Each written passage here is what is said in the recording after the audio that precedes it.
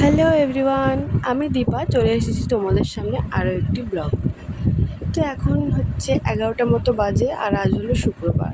গত 3 দিন থেকে তো বৃষ্টি লেগেই আছে। তো বৃষ্টি লাগার পরেও মা সকালবেলায় উঠে একটু কাজ ছিল, কাজগুলো করে তো সকাল সকাল স্নানটা সেরে চলে এসেছি। তো স্নান সেরে জামা কাপড়গুলো ধুয়ে নিয়ে এসেছি। তো নিয়ে আসার পর বাইরে তো মেলা যাবে না, বৃষ্টি হচ্ছে, ভিজে যাবে। তো সেগুলো হচ্ছে ঘরে মেলতে নিয়ে গেলাম। তো চলো ঘরে মেলা যায়। তো বাইরে তো তোমরা দেখলেই ঠাম্মা ওখানে শুয়ে আছে, কাকা ওখানে পানগুলো কী করছে। তো আমিও চলে আসলাম পুজো করতে। তো পুজো করার আগে প্রথমে ঠাকুরের বাসনগুলো ধুয়ে তারপরে ফুল তুলেছি। ফুল তোলার পর হচ্ছে জল নিয়ে এসেছি। তো তোমরা তো জানোই যে আমাদের ফুল গাছ বাড়িতেই আছে।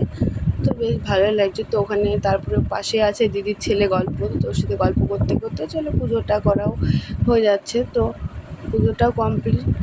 তো চলো, তো দেখো বলতে বলতে আমাদের পুজো করাও কমপ্লিট হয়ে গেছে। তো চলো, পুজো দেওয়া শেষ, এখন যাব হচ্ছে খেতে। তো খাওয়া দাওয়া করে একটু রেডি হয়ে নিয়েছিলাম, রেডি হয়ে এখন যাচ্ছি হচ্ছে মামার বাড়ি বা মাসির বাড়ি, দু জায়গাতেই যাব। তো চলো যাওয়া যাক। তো বাইরে ওখানে দাঁড়িয়ে আছে।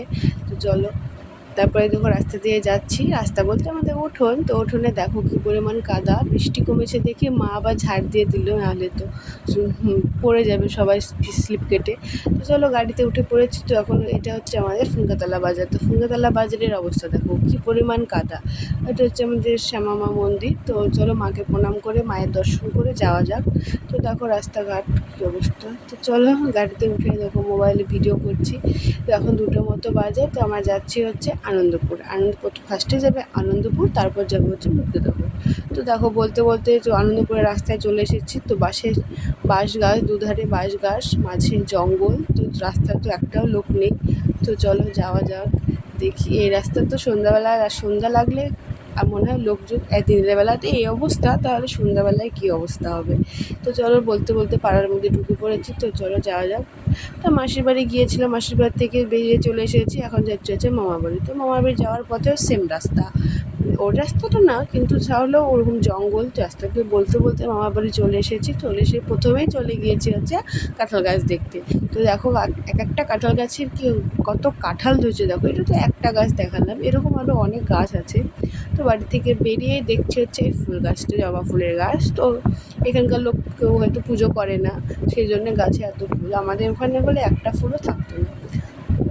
দেখো ফুল গাছটা দেখতে কি সুন্দর। তো তারপরে মামি বললো একটু বাজারে যেতে। তো চলো আমিও চলে এসেছি। বাজারটার নাম জানো বাঁশবাড়িয়া। এটা হচ্ছে বাঁশবাড়িয়া বাজার। তো বাজার সেরকম লোকজন নেই।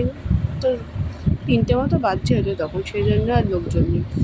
চলো যাওয়া যাক। তো দেখো রাস্তাটা কি সুন্দর। তো ভাই বলছে দেখো আকাশটা কি সুন্দর। তো চলো আকাশটা দেখি। তো এরপর আমার ভিডিও করা হয়নি। তো আজকের ভিডিওটা এখানে শেষ।